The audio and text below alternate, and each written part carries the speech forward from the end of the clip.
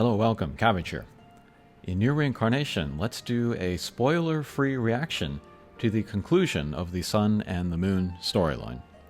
There is an embargo on spoilers until the 25th, but I think there is still plenty to talk about without them. In fact, I bet I can get through this entire video without naming one character. But before that, I want to make an appeal. If you have not picked this game up, I implore you to pick it up. I'll give two reasons here. One, the story and the world are both the reasons to play, and they're pretty much totally accessible by free-to-play users. And two, the game is not going to be around forever, like NieR Automata on a disc or cartridge. Mobile games are ethereal things, which I'm sure Yoko Taro and the team enjoy on a meta level. Mobile games are not products, they are experiences, and some people are going to have it, and some are going to miss it. I don't usually encourage people to pick up a game, but this one is special, and it would be a shame for folks to miss out. And no need to have played the other NieR games. This is a totally self-contained story.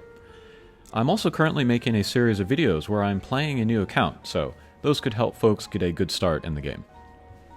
I've said this before, but if this is your first mobile game, you picked a good one. I said this at JP launch, but as a long-time industry watcher, I knew this game would be different and fascinating to follow. It became clear very quickly these developers were not playing by the rules. The first banner unit released here was bald, for Pete's sake. One thing I am curious to see is what kind of influence this game will have on the industry, if any, but it might be beyond every other mobile game to mimic. I said that the Yoko Taro Saito Yosuke pair wield great power in the games industry, so they can get away with doing the risky, gutsy things they are doing with this game. I don't know if anybody else could. I consider myself more optimistic about the possibilities for mobile games than most people, and I was still blown away by what they accomplished. It's clear that Yoko Taro and the team dream bigger than I or anyone else. Mobile games have unique characteristics and strengths, which is why I don't hate or dismiss them, and NieR Reincarnation took advantage of those in ways that really enhance the story and overall experience. There are certain mediums which are looked down on, like comic books, fashion, anime, and photography, all of which I'm a fan of. There are plenty of people that just write them off without investigating. They say they can't be art. Video games is another dismissed medium, but mobile video games are dismissed even by gamers. NieR Reincarnation is now the single best argument that mobile games can be art.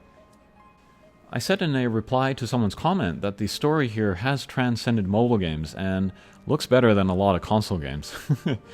The amount of passion and thought and work put in really comes across, and it's super impressive, but it also makes me suspicious.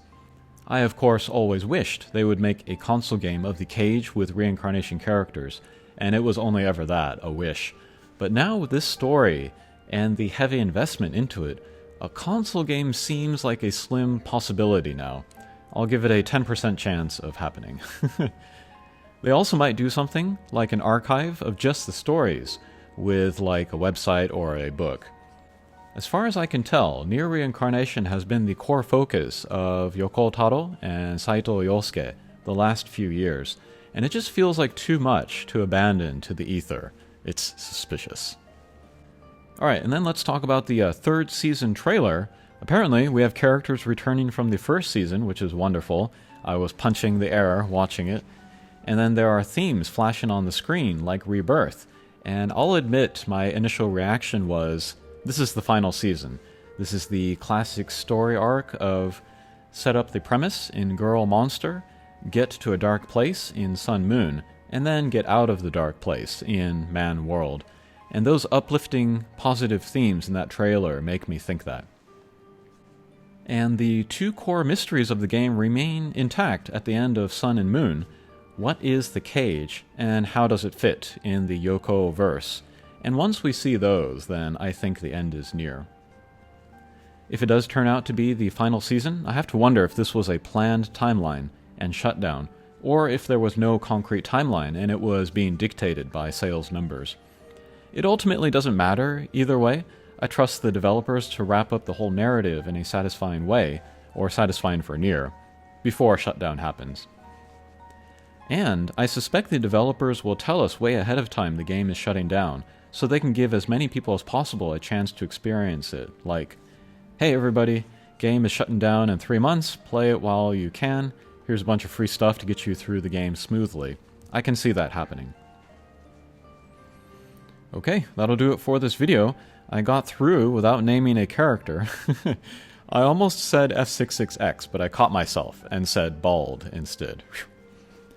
Alright, after the 25th, I'll make a video summing up my thoughts with spoilers on the sun and the moon. And then comments on this video are open-ish, but please refrain from spoilers. Okay, thanks for watching, and we'll see you again. Take care.